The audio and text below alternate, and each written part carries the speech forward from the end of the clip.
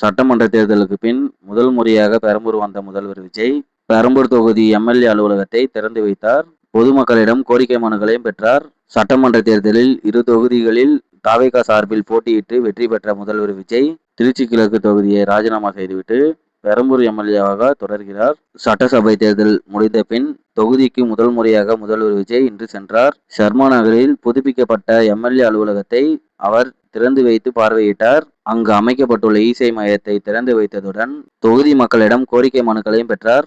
Ration card, பட்டா மற்றும் நலத்திட்ட உதவிகளையும் வழங்கினார்.